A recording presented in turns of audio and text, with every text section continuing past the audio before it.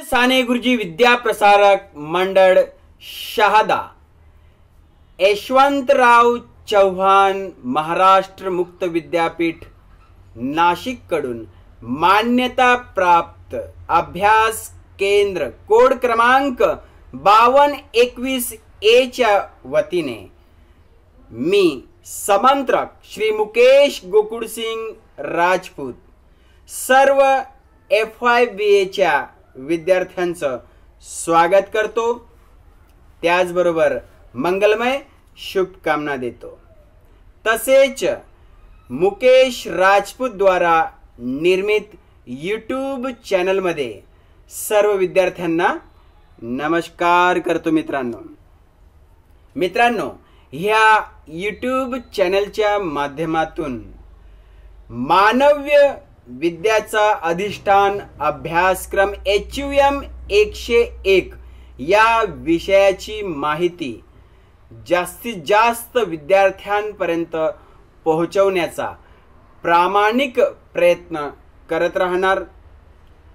तरी मित्रांनो आपण ह्या YouTube चॅनलला फॉलोअप करत राहा।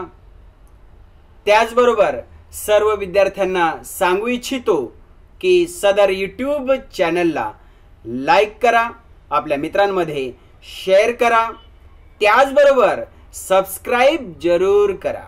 कारण सबस्क्राइब केल्याने मी तुमच्यासाठी जे नवनवीन व्हिडिओ तयार करत आहे त्याची अपडेट माहिती नोटिफिकेशन तुमच्या मोबाईलला आपोआप येईल, म्हणून सदर चॅनलला सबस्क्राइब जरूर करा। त्याचबरोबर आम्ही व्हिडिओ केल्यानंतर ह्या व्हिडिओची लिंक तुम्हाला पाठवत असतो, शेअर करत असतो। ती लिंक देखील आपल्या मित्रांमध्ये जास्तीत जास्त शेअर करा आणि त्याचबरोबर आपली जी प्रतिक्रिया आहे, कमेंट्स ज्या आहेत त्या जरूर पाठवा।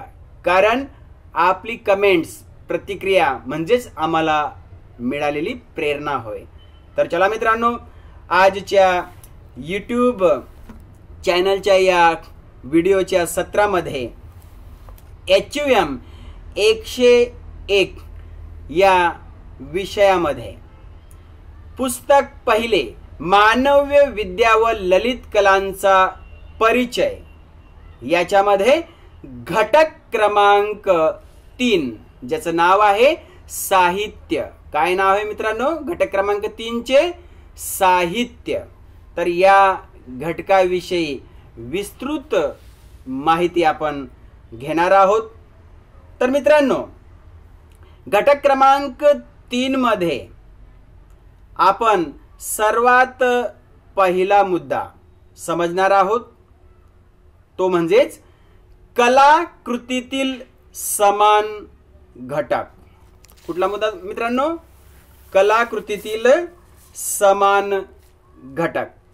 तर चला मित्रांनो, ह्या मुद्द्याची माहिती अशी, कोणतेही माध्यम असले तरी प्रत्येक कलाकृतीला काही एक आकार असतो।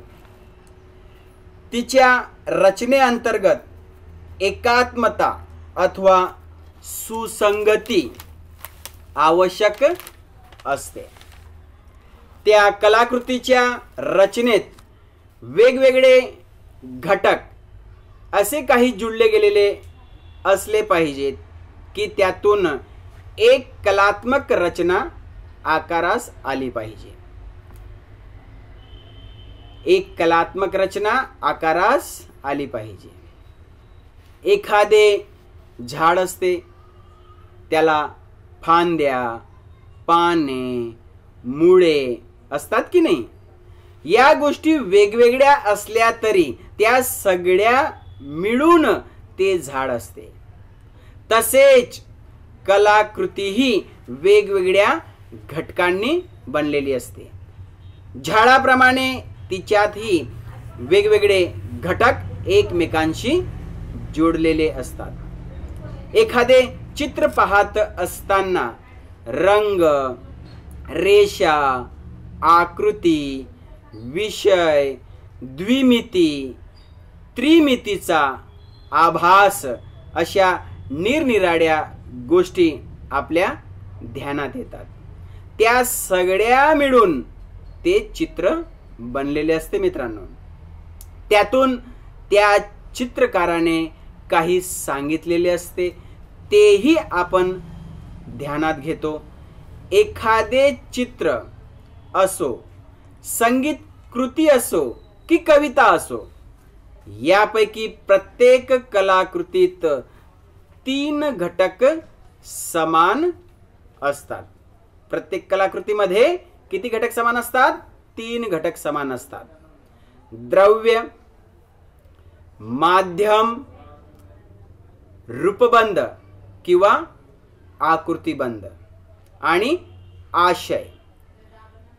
प्रत्येक कलेचे द्रव्य, माध्यम वेगळे असते, त्यामुळे रूपबंध वेगळा असतो. मात्र कोणतीही कलाकृती असली तरी ती कोणत्या तरी माध्यमात असते. तिला काही आकार असतो आणि तिच्यातून काही आशय व्यक्त होत असतो. कलाकृतीच्या संदर्भात हे 3 घटक अगदी अपरिहार्य असतात मित्रांनो. तर मित्रांनो, या ठिकाणी आपण कलाकृतीतील समान घटक याच्यामध्ये आपण पुढचा जो मुद्दा आहे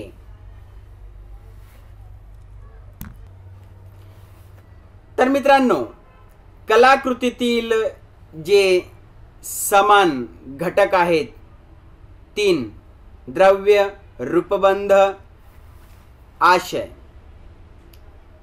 याचा विचार करताना पुढं असं म्हणता येईल की सर्वच कलांमध्ये अर्थ व आशय व्यक्त करणाऱ्या चिन्हांचा उपयोग केला जातो. त्यांच्या अभिव्यक्तीच्या रूपात फरक पडतो तो त्यांच्या माध्यमामुळे. कलांची माध्यमे भिन्न असतात. म्हणून कलाकृतीचे रूपबंध निराळे असतात. परंतु प्रत्येक कलाकृती ही कोणत्या तरी माध्यमातून रूप धारण करते आणि आशयाची अभिव्यक्ती करत असते मित्रांनो. तर मित्रांनो, हा होता आपला पहिला मुद्दा, कलाकृतीतील समान 3 घटक, द्रव्य, रूपबंध व आशय. तर मित्रांनो, आपण पुढचा मुद्दा पाहणार आहोत, ऐकणार आहोत, समजणार आहोत. तो असा: सौंदर्याविष्कार हे सर्व कलांचे समान घटक उद्दिष्ट. याच्यामध्ये आपण आशय, पहिला मुद्दा आशय, दुसरा रूपबंध आणि तिसरा द्रव्य, माध्यम याच्याविषयी माहिती मिळवणार आहोत मित्रांनो. तर चला, सौंदर्याविष्कार हे सर्व कलांचे समान घटक याच्याविषयी माहिती अशी. आशय, तिला काही आकार असतो. रूपबंध आणि हा आकार कोणत्या तरी द्रव्यातून निर्माण झालेला असतो, त्याला माध्यम असं आपण म्हणतो. या 3 गोष्टी सर्व कलांना एकमेकांशी जोडणाऱ्या आहेत. कोणत्या 3 गोष्टी मित्रांनो? आशय म्हणजेच आकार, रूपबंध म्हणजेच आकृतिबंध आणि द्रव्य म्हणजेच माध्यम. ह्या 3 गोष्टी सर्व कलांना एकमेकांशी जोडणाऱ्या आहेत. एक राजाला मूर्तिकलेचे शिक्षण घ्यायचे असते. ऋषी म्हणतो, मूर्तिकला शिकायची असेल तर चित्रकलेचे ज्ञान असणे आवश्यक आहे. चित्रकलेचे ज्ञान चित्रकलेचे ज्ञान नृत्यकला ठाऊक असल्याशिवाय होत नाही आणि नृत्यकलेसाठी संगीताचे ज्ञान तर अगदी आवश्यक असते. विष्णू धर्मोत्तर पुराणातील या प्रसंगातून कला भिन्न भिन्न असल्या तरी त्यांचा एकमेकांशी संबंध असतो हे स्पष्ट होते. सौंदर्याचा आविष्कार करणे हे सर्वच कलांचे एक समान उद्दिष्टे असते. हे सर्व कलांमधले एक समान तत्व देखील आहे. प्रत्येक कला भिन्न असते तरीही ती ललित कला या शीर्षकाखाली येऊ शकेल. असे काही समान सूत्र त्या कलांमध्ये असते हे आपण पाहिले. त्याच्यातले भिन्नत्व हे माध्यमामुळे निर्माण होते हेही आपण समजून घेतले. संगीत कलेचे स्वर आणि नाद हे द्रव्य असते आणि त्यांची विशिष्ट अशी मांडणी हे माध्यम असते. गतिमान मानवी देह हे नृत्य कलेचे द्रव्य आणि विविध मुद्रा हे माध्यम होय. त्रिमितीयुक्त पदार्थ हे स्थापत्य कलेचे द्रव्य आणि त्यांची योजना हे माध्यम होय. दगड, धातू अथवा लाकूड हे शिल्पकलेचे द्रव्य आणि त्या पदार्थांची घनता हे माध्यम. रंग, खडू, कापड, कागद इत्यादी हे चित्रकलेचे द्रव्य आणि रेषा, रंगयोजना हे माध्यम होय. कलांची माध्यमे अशी भिन्न असल्याने त्यातून साकार होणारे रूपबंध भिन्न असतात. एकच विचार अथवा घटना एखाद्या चित्राचा आणि कवितेचा विषय असला तरी त्यांच्या माध्यमांमुळे त्यांची अभिव्यक्ती निराळी झाली आहे असा आपल्याला अनुभव येतो मित्रांनो. तर मित्रांनो, अशा पद्धतीने आपला हा जो मुद्दा आहे, सौंदर्याविष्कार हे सर्व कलांचे समान घटक किंवा उद्दिष्ट, त्याच्यामध्ये येणारा आशय, रूपबंध, द्रव्य, या ठिकाणी आपण याची माहिती घेतली मित्रांनो. तर अशा पद्धतीने या ठिकाणी कलाकृतीतील समान घटक आणि त्याचबरोबर सौंदर्याविष्कार हे सर्व कलांचे समान घटक, उद्दिष्ट यांच्यामध्ये येणारे द्रव्य, रूपबंध, आशय आणि आशय, रूपबंध आणि द्रव्य, हा पॉइंट जो आहे महत्त्वाचा पहिला पॉइंट तो या ठिकाणी आपला पूर्ण झालेला आहे. आता आपण पुढच्या मुद्द्यामध्ये साहित्याचे द्रव्य आणि माध्यम याच्याविषयी माहिती घेणार आहोत. ह्या मुद्द्यामध्ये साहित्याचे द्रव्य आणि माध्यम या मुद्द्यामध्ये काही प्रकार पडतात. जसं पहिला प्रकार चिन्हांचे प्रकार, ते 3 आहेत. पहिला प्रतिकृती, दुसरा दर्शक आणि तिसरा प्रतीक. चिन्हांचे प्रकार किती आहेत? 3. 1 प्रतिकृती, 2 दर्शक आणि 3 प्रतीक. त्याचबरोबर साहित्याचे द्रव्य आणि माध्यम याच्यामध्ये दुसरा मुद्दा येतो, अर्थाचे प्रकार. ते देखील 3 आहेत. पहिला वाच्यार्थ, दुसरा लक्ष्यार्थ आणि तिसरा व्यंग्यार्थ. त्याचबरोबर तिसरा मुद्दा याच्यामध्ये येतो वक्रोक्तीचे तत्व. चौथा मुद्दा नाद तत्व आणि रूपकत्व. 5वा मुद्दा, भावना प्रधान अर्थ हे काव्याचे माध्यम. 6वा मुद्दा, व्यंग्य अर्थ हे साहित्याचे माध्यम. या 6व्या मुद्द्यामध्ये जो उपमुद्दा येतो, अभिव्यक्तीच्या अनुषंगाने साहित्याचे 3 प्रकार.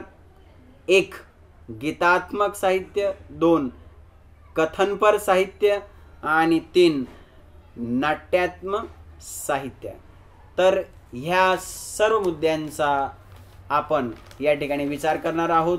तर चला मित्रांनो, आपला दुसरा मुद्दा, साहित्याचे द्रव्य आणि माध्यम, याचा शुभारंभ करूया. त्याची माहिती अशी, शब्द हे साहित्य या कलेचे द्रव्य आहे. शब्द म्हणजे सुटे शब्द नव्हेत, तर शब्दांनी बनलेल्या वाक्यांनी कविता, कथा, कादंबरी, नाटक या प्रकारांमधल्या साहित्यकृती रचल्या जातात. आपण जी भाषा बोलतो, लिहितो, तीच भाषा साहित्याचे द्रव्य असते. परंतु भाषेचा हा एवढाच उपयोग नसतो. आपल्या रोजच्या व्यवहारात आपण बोलतो, व्यावहारिक स्वरूपाचे लेखन करतो. सामानाची यादी, पत्रलेखन, रोजनिशी, वस्तूंच्या भावांची चौकशी, टेलिफोनवरचे संभाषण, अशा विविध गोष्टी दैनंदिन व्यवहाराचा भाग असतात. लिहिलेला, छापलेला मजकूर आपण वाचतो. बातम्या, जाहिराती, एखाद्या यंत्राची माहिती वगैरे. रोजच्या व्यवहाराप्रमाणे विज्ञान, सामाजिक शास्त्र आणि तत्वज्ञान या क्षेत्रातही भाषेचा उपयोग होतो. विज्ञानाच्या अथवा शास्त्राच्या भाषेत शब्दांचा एकच एक आणि निश्चित असा अर्थ गृहीत धरला जातो. शब्दांचा नाद, त्याच्या भावनात्मक किंवा अनेक अर्थसूचक पैलू नाहीसा केला जातो. इतिहास कथनातही सत्य अशा घटना प्रसंगाचे तटस्थ वर्णन करायचे असल्याने शब्द काटेकोरपणे वापरले जातात. तत्वज्ञानात तर प्रत्येक शब्दाचा विशिष्ट अर्थ निश्चित करूनच विवरण केले जाते. विज्ञानात भाषेचा उपयोग केवळ संकल्पना म्हणून केला जातो. त्याहून इतिहास समर्थकांसाठी भाषेचा वेगळा उपयोग केला जातो, हे खरे आहे. तत्वज्ञानात तर उपयोगात आणलेल्या प्रत्येक शब्दाची चिकित्सा केली जात असली तरी भाषेतील चित्रात्मकता टाळता येत नाही. इतिहास आणि तत्वज्ञान या दोन्ही क्षेत्रातील लेखनात भाषेचा भाव प्रकट करणारा पैलू देखील आढळतो. कधीकधी तर कथा कादंबरीला मजकूर आणि इतिहास तत्वज्ञानातला मजकूर यात मतभेद करणे अवघड होते. तथापि वैज्ञानिक, इतिहासकार आणि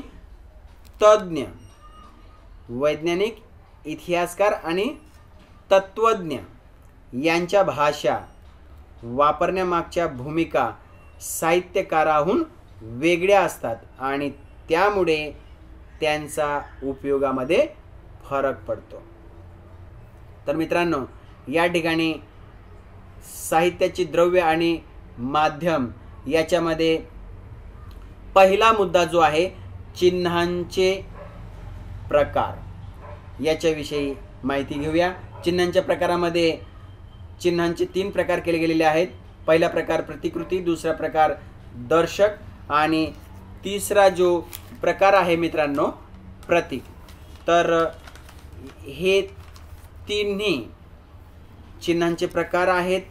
तर चला मित्रांनो, चिन्हांच्या प्रकाराविषयी माहिती अशी. शब्द अथवा भाषा हे साहित्य कलेचे द्रव्य आहे. तेव्हा आता या द्रव्याचे स्वरूप थोडक्यात पाहू. शब्द म्हणजे एक ध्वनी असतो, तशीच एक दृश्य खूणही असतो. सोयीसाठी आपण वर्ण रूप आणि अक्षर रूप असतो असे म्हणू. या ध्वनीला अथवा खुणेला काही संकल्पनात्मक अर्थ असतो. त्यामुळे वर्ण आणि अक्षरे ही मुळातच प्रतिकात्मक असतात असे म्हणता येईल. मानवी व्यवहारात, समाजात अनेक प्रतीके असतात. त्यांच्याहून या प्रतीकांचे स्वरूप वेगळे असते.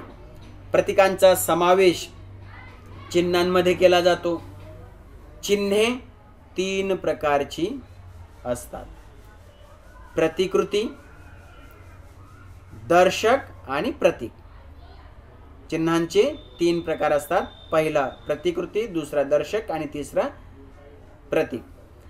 एखादे टेबल आणि त्या टेबलाची आकृती, एखादी व्यक्ती आणि तिचे छायाचित्र यांच्यातील साम्यामुळे टेबलाची आकृती किंवा छायाचित्र यांना प्रतिकृती म्हटले जाते. दिशा दाखवण्यासाठी पुढे केलेले बोट, दारावरची टकटक, आकाशात जमलेले काळे ढग ही दर्शक चिन्हे होत. प्रतीके ही मनुष्याच्या कल्पना शक्तीतून निर्माण झालेली असतात आणि त्यांना एकाहून अधिक अर्थ असू शकतो. प्रतीकांच्या अर्थांचा आणि वास्तविक सृष्टीचा किंवा तर्काचा काही संबंध नसतो. ध्वज हे राष्ट्राचे प्रतीक असते. क्रॉस हे ख्रिश्चन धर्माचे प्रतीक असते. घोडा हे शक्तीचे प्रतीक असते. तोरण हे उत्सवाचे, दिवा हे ज्ञानाचे. तर प्रत्यक्ष व्यवहारात तशी अनेक प्रतीके असतात. मानवी व्यवहार त्यांच्या साह्याने चाललेला असतो आणि भाषेतही प्रतीके असतात. मुळात भाषा हीच प्रतिकात्मक वर्णरूप आणि प्रतिकात्मक अक्षररूप यांनी बनलेली असते. या वर्णरूपांना आणि अक्षररूपांना अर्थ असतो. त्या अर्थाचाही प्रतीकांची निर्मिती करण्यासाठी उपयोग होतो.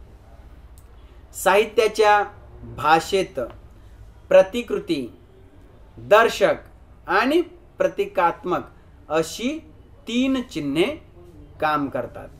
दुसऱ्या भाषेत शब्दांना 3 प्रकारचे अर्थ देखील असतात मित्रांनो. तर मित्रांनो, हा झाला पहिला मुद्दा. दुसरा मुख्य मुद्द्यामध्ये पहिला मुद्दा झाला चिन्हांचे प्रकार याच्याविषयी माहिती. आता दुसरा मुद्दा येतो अर्थाचे प्रकार. साहित्याचे, द्रव्य आणि माध्यम याच्यामध्ये दुसरा मुद्दा येतो अर्थाचे प्रकार. अर्थाचे पण मित्रांनो 3 प्रकार पडतात. एक वाच्यार्थ, दुसरा लक्ष्यार्थ आणि तिसरा व्यंग्यार्थ. याचा समावेश या मुद्द्यामध्ये होतो. तर चला मित्रांनो, अर्थाचे प्रकार याच्याविषयी माहिती अशी. भारतीय साहित्यशास्त्रात वाच्यार्थ, लक्ष्यार्थ आणि व्यंग्यार्थ असे अर्थाचे 3 प्रकार मानलेले आहेत. ते अभिधा, लक्षणा आणि व्यंजना या 3 वृत्तींमुळे निर्माण होतात. शब्द उच्चारताच ज्या अर्थाचा तात्काळ बोध होतो त्याला वाच्य अर्थ किंवा मुख्य अर्थ असे म्हटले जाते. मुख्यार्थाचा बोध होऊन त्याहून वेगळ्याच अशा अर्थाचा बोध होतो तेव्हा ते लक्ष्यार्थ असतो. उदाहरणार्थ, माझ्या घरावरून बस जाते या वाक्यातील घरावरून या शब्दाचा मुख्य अर्थ आपण घेत नाही, तर घरासमोरून असा घेतो. मुख्य अर्थाचा बोध न होता एक वेगळाच अर्थ सुचवला जातो तेव्हा त्याला व्यंग्यार्थ असे म्हणतात. व्यंग्यार्थ हा काव्यात म्हणजे ललित साहित्यातच असतो.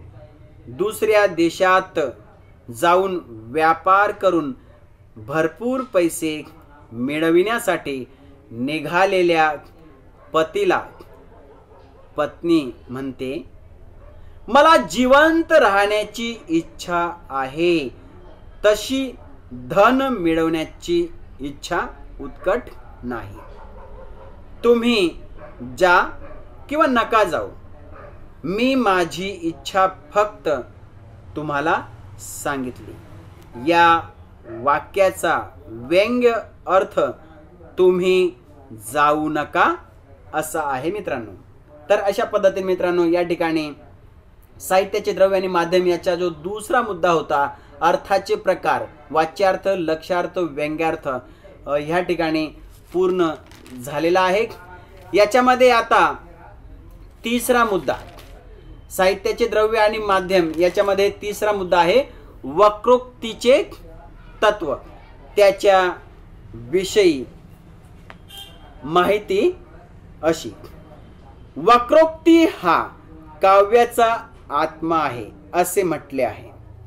वक्रोक्ती म्हणजे काय हे सांगताना त्यांनी लिहिले आहे, वक्रोक्ती म्हणजे लोकव्यवहार आणि शास्त्र यात उपयोगात आणलेल्या शब्द आणि अर्थ यांच्या रचनेहून निराळी अशी कवींच्या प्रतिभेतून निर्माण झालेली व रसिकांना आनंद देणारी अशी उक्ती अथवा कथन पद्धती.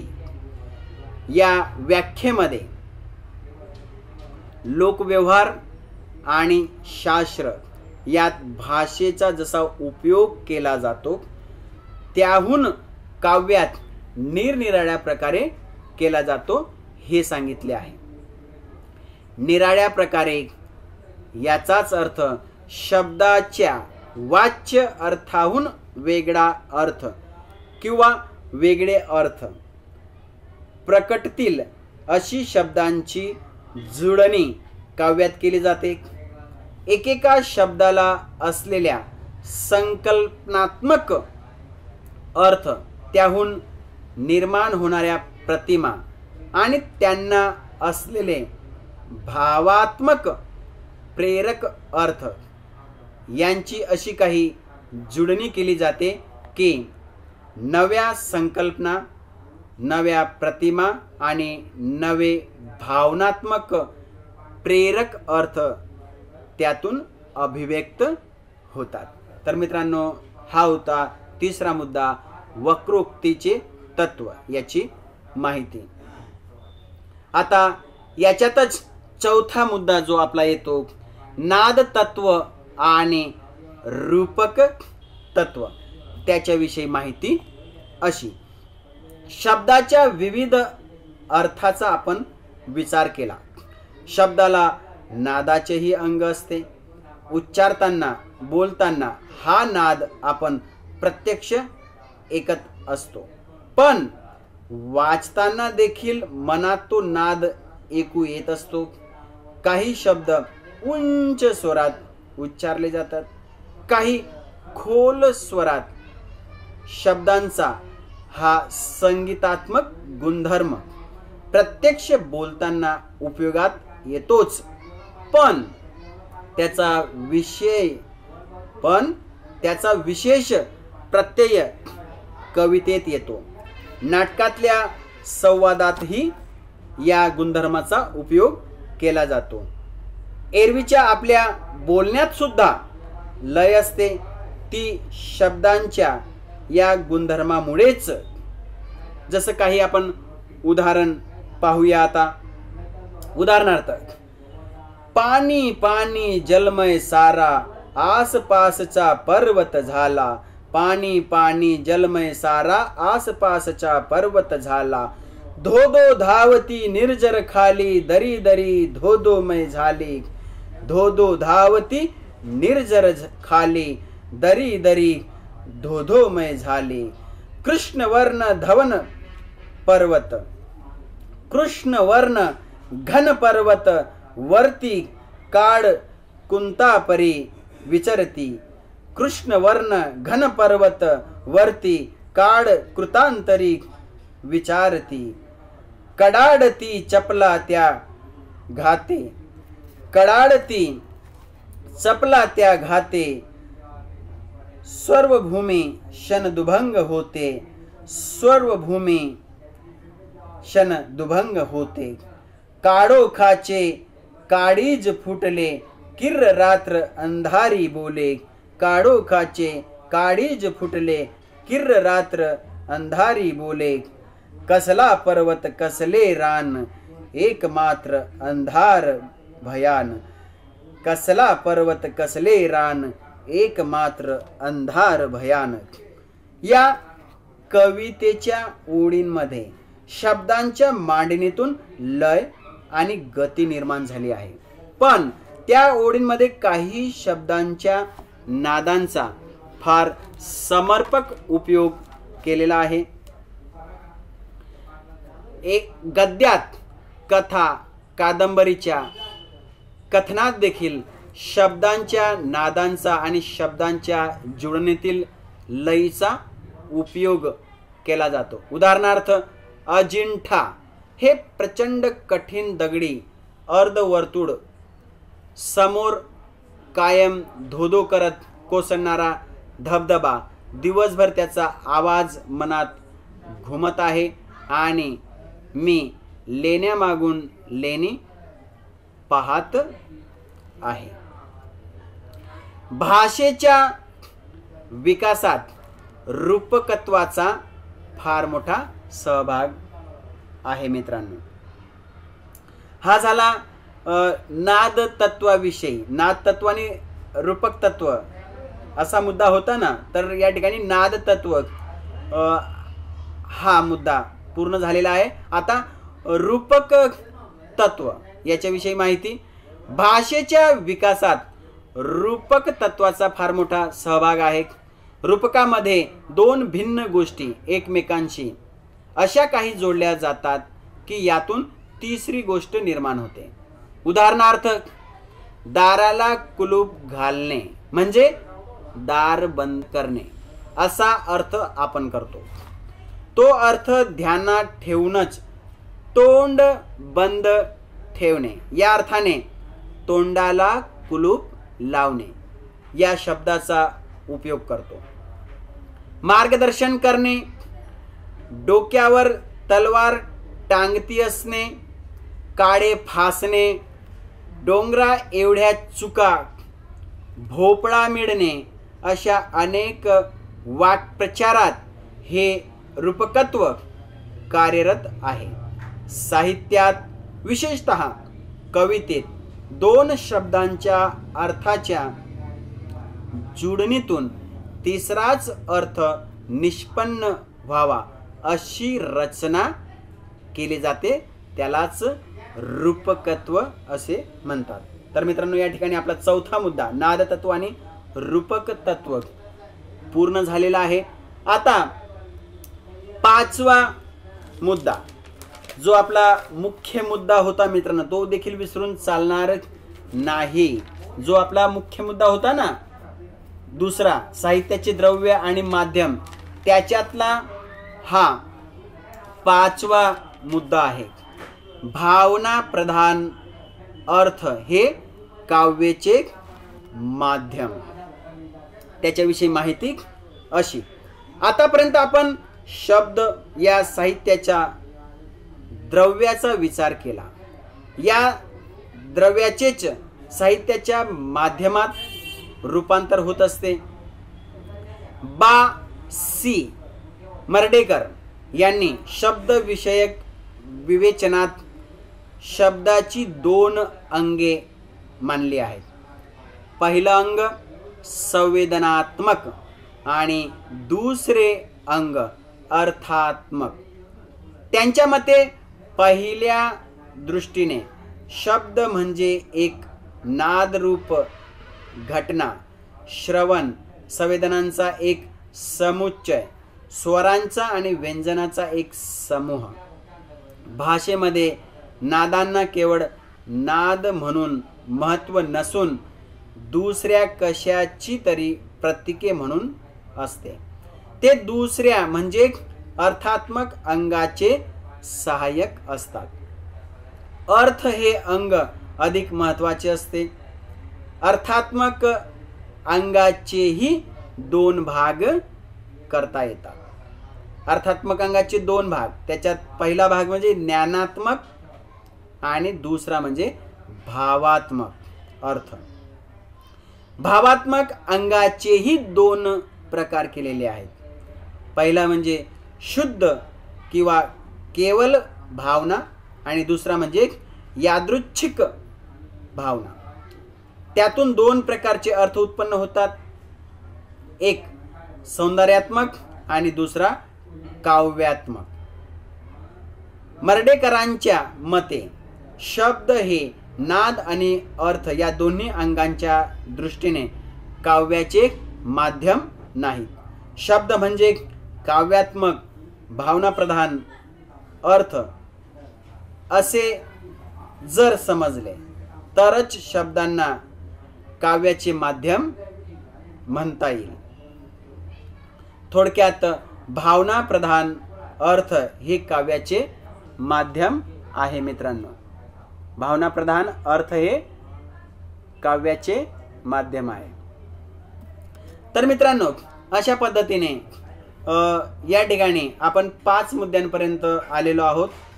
जसा तिसरा मुद्दा होता वक्रोक्तीचे तत्व, चौथा मुद्दा होता नाद तत्व आणि रूपक तत्व, पाचवा मुद्दा होता भावना प्रधान अर्थ हे काव्याचे माध्यम, जो आपण आता ऐकला, समजला. आता आपला 6वा मुद्दा याच्यात आहे, तो म्हणजे व्यंग्य अर्थ हे साहित्याचे माध्यम. व्यंग्य अर्थ हे साहित्याचे माध्यम. तर चला मित्रांनो, याच्या मध्ये आपण अभिव्यक्तीच्या अनुषंगाने साहित्याचे 3 प्रकार, जसं गीतात्मक, पहिला गीतात्मक, दुसरा कथनपर आणि तिसरा नाट्यात्मक, या मुद्द्यांचा समावेश आहे. तर 6व्या मुद्द्याची माहिती घेऊया. मुद्दा नाव काय आहे मित्रांनो मुद्द्याचे? व्यंग्य अर्थ हे साहित्याचे माध्यम. त्याच्याविषयी माहिती अशी: प्राचीन भारतीय साहित्य मीमांसकांनी साहित्याचे माध्यम म्हणून शब्दार्थाचा विचार केलेला आहे. शब्दाचे वाच्य, लक्ष्य आणि व्यंग्य असे 3 अर्थ सांगून काव्यात शब्दार्थांचा व्यंजना व्यापार प्रधान असतो, असे आनंदवर्धन यांनी म्हटले आहे. शब्दाचा व्यंग्य अर्थ हा काव्याचा आत्मा आहे. याचाच अर्थ व्यंग्य अर्थ हे काव्याचे साहित्याचे माध्यम आहे.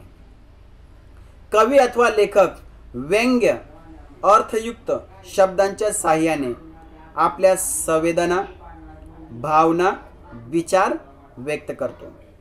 येथेच व्यवहार भाषा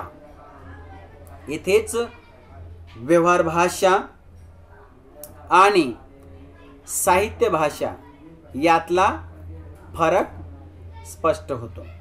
याचा अर्थ नित्य व्यवहारात असलेल्या शब्दांची निवड आणि त्याची मांडणी कवी, लेखक अशा काही कुशलतेने करतो की त्यातून भावनात्मक, प्रेरक अथवा व्यंग्य अर्थाची प्रतीती येते.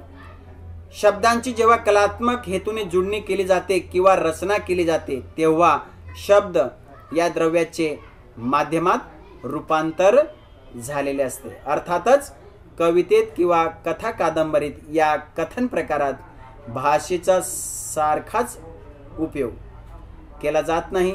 त्या वाङ्मय प्रकाराच्या प्रकृतीनुसार भाषा वापरली जाते। भाषेतील शब्दांच्या नादांचा व अर्थाचा उपयोग केला जातो। अभिव्यक्तीच्या अनुषंगाने साहित्याचे 3 प्रकार केले जातात। एक गीतात्मक साहित्य, दुसरा काव्यात्मक साहित्य आणि तिसरा कथनपर साहित्य, नाट्यात्मक साहित्य। तर मित्रांनो, या ठिकाणी आपण गीतात्मक साहित्य, कथनपर साहित्य आणि नाट्यात्मक साहित्य याच्याविषयी संक्षिप्त माहिती मिळवून घेऊया। गीतात्मक काव्यात्मक या प्रकारात गीतांचा आणि भाव कवितांचा समावेश केला जातो। कथनपर साहित्यात कहाणी, गोष्ट, कथा, कादंबरी यांचा आणि नाट्यात्मक साहित्यात मुख्यतः नाटकांचा आणि रंगमंचावर सादर होणाऱ्या पोवाडा वगैरे रचनांचा समावेश होतो। भाषेच्या वापराच्या दृष्टीने एक गद्य आणि दुसरा पद्य असे भेद पूर्वीपासून चालत आलेले आहेत। गीत, कविता यांचे पद्याशी नाते आहे असं मानलं जातं, तर कथनपर आणि नाट्यात्मक साहित्याचे गद्याशी संबंध असतो। काव्य आणि गद्य असे शब्द या समीकरणातूनच आलेले आहेत। या सर्वच साहित्य प्रकारांचे द्रव्य शब्द हे असून भावनात्मक अथवा व्यंग्य अर्थ हे त्याचे माध्यम आहे। तर मित्रांनो, अशा पद्धतीने हा 6वा मुद्दा व्यंग्य अर्थ आणि साहित्याचे माध्यम हा देखील पूर्ण झालेला आहे। तर मित्रांनो, अशा पद्धतीने आजच्या या व्हिडिओमध्ये आपण घटक क्रमांक 3 साहित्य याच्यामध्ये पहिला मुद्दा कलाकृतीतील समान घटक याच्याविषयी माहिती मिळवली। त्याचबरोबर सौंदर्याविष्कार हे सर्व कलांचे समान घटक याच्याविषयी माहिती मिळवली। त्याचबरोबर दुसरा मुद्दा जो आहे साहित्याचे द्रव्य आणि माध्यम, त्याच्यामध्ये पहिला मुद्दा चिन्हांचे प्रकार जे 3 आहेत, प्रतिकृती, दर्शक, प्रतीक। दुसरा मुद्दा अर्थाचे प्रकार जे 3 आहेत, पहिला वाच्यार्थ, दुसरा लक्ष्यार्थ आणि तिसरा व्यंग्यार्थ। साहित्याचे द्रव्य आणि माध्यम मध्ये तिसरा मुद्दा वक्रोक्तीचे तत्व, चौथा मुद्दा नाद तत्व आणि रूपकत्व तत्व, पाचवा मुद्दा भावना प्रधान अर्थ हे काव्याचे माध्यम, 6वा मुद्दा व्यंग्य अर्थ हे साहित्याचे माध्यम आणि त्याच्यामध्ये अभिव्यक्तीच्या अनुषंगाने साहित्याचे 3 प्रकार गीतात्मक साहित्य, कथनपर साहित्य आणि नाट्यात्मक साहित्य याच्या विषयी विस्तृत माहिती आजच्या व्हिडिओमध्ये आपण पाहिली। मित्रांनो, पुढच्या व्हिडिओमध्ये मी घटक क्रमांक 3 मधले जे पुढचे मुद्दे आहेत, जसं साहित्याची भाषा आणि आकृती बंध, त्याचबरोबर साहित्याचे प्रकार याच्याविषयी माहिती जी आहे ती पुढच्या YouTube व्हिडिओमध्ये मी पाठवणार। तरी मित्रांनो, ह्या YouTube चॅनलमध्ये वेळोवेळी जो मी HUM 101 साठी जे व्हिडिओ अपलोड करत आहे, तुमच्यासाठी तयार करून पाठवत आहे, ते सर्व घटक व त्या घटकातली माहिती जरूर व्हिडिओच्या माध्यमातून ऐका, समजून घ्या। नाही समजलं तर व्हिडिओला परत समजून घ्या। आणि हा मित्रांनो, सर्वात महत्त्वाची गोष्ट, सदर व्हिडिओला लाईक करा, आपल्या मित्रांमध्ये शेअर करा आणि सबस्क्राईब जरूर करून घ्या। कारण सबस्क्राईब केल्याने पुढचा येणारा व्हिडिओ त्याची माहिती तुमच्यापर्यंत आपोआप पोहोचेल, म्हणजे त्याचे नोटिफिकेशन जे आहे तुमच्या मोबाईलला आपोआप पोहोचेल. केव्हा? जेव्हा तुम्ही सबस्क्राईब करून घेणार तेव्हा. म्हणून सदर चॅनलला सबस्क्राईब जरूर करा. आणि त्याचबरोबर आम्ही जी लिंक पाठवतो व्हिडिओ तयार केल्यानंतर, ती लिंक बी आपल्या मित्रांमध्ये शेअर करा. तर चला मित्रांनो, जाता जाता महत्त्वाचा संदेश. कोविड-19 या जागतिक महामारीमध्ये घरात राहा, सुरक्षित रहा, 2 गज की दूरी, मास्क है जरूरी. हा महत्त्वाचा जो संदेश आहे त्याचं निश्चित पालन करा. आणि त्याचबरोबर हा संदेश आपल्या मित्रांपर्यंत पोहोचवा, कारण आपल्याला कोविड-19 वर विजय प्राप्त करायचा आहे. तर चला मित्रांनो, या महत्त्वाच्या संदेशाबरोबरच जाता जाता पुनश्च एकदा माझ्या सर्व विद्यार्थी मित्रांना नमस्कार, मंगलमय शुभकामना.